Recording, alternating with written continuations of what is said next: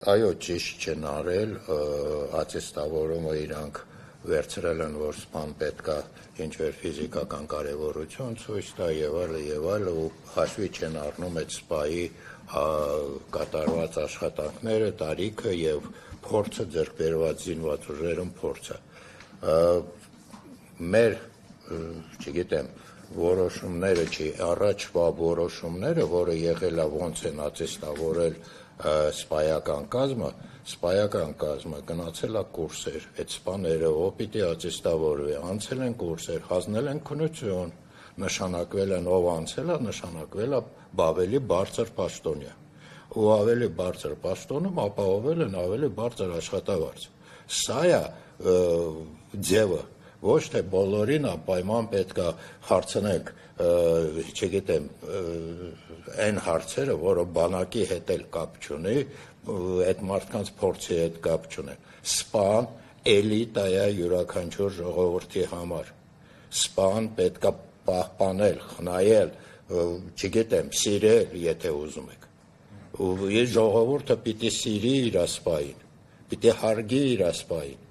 Թե չէ այդ վերաբերմունքը լավ բանի չի բերում։ Իրոք բանակում անհրաժեշտ է, որ ապահովեն այդ սպաների նորմալ կյանք, ապահովեն իրանց ընտանիքների համար նորմալ կյանք։ Սպան այն մարդն է, որը իր կյանքով ստորագրել է, որ ինքը իր կյանքը չի խնայելու հանուն հանրապետության, հանուն պետության։ Ու ոչ բոլորն են այդ երթումը տվել։ Սպան ուրիշը, եկեք հասկանանք բոլորը վրդոված ենք այդ օրենքի պրոյեկտից, որը բերել են շրջանառության մեջ դրել։ Պրոստը իշխանությանը կարելի է ասել մի բառ, հերիքա փորձեր անել մեզ վրա։ Հերիքա։ Նաև կներեք հիշացրեք իշխանությանը, որ բանակում ոչ թե գնահատվում է անհատ, պայմանագրայինը կամ զինվորականը, բանակում գնահատվում է դասակն ու գումարտակը։ Ստորաբաժանումները իրանց ունակությունը խնդիր կատարելը։ Մենք կարող ունենանք գերազանցիկ սպա անհատ, բայց որը չկարենա ղեկավարի օղակը։ Դա մեզ պետք չի բանակում, մեզ պետք է բանակում, ով կարում է դասակ, գումարտակ, վաշտ, այդ օղակները ղեկավարի։ Արսեն ջան,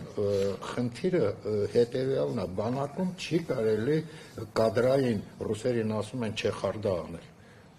չի կարելի րոպեն մեկ հրամանատար փոխել։ Այդ հրամանատարի ժամանակը պետք է ընտելանա այդ ստորաբաժանումին, այդ զորամասին, այդ զորամասի սպաները, զինվորները պետք է հասկանան, հավատան այդ հրամանատարին, որը նորը նշանակվել է, այսի ժամանակը պետք է որ մեկը մյուսի հավատա, վստահի, որովհետև իրանք խնդիր են կատարում, մարտական խնդիր են կատարում զենքը ձեռի։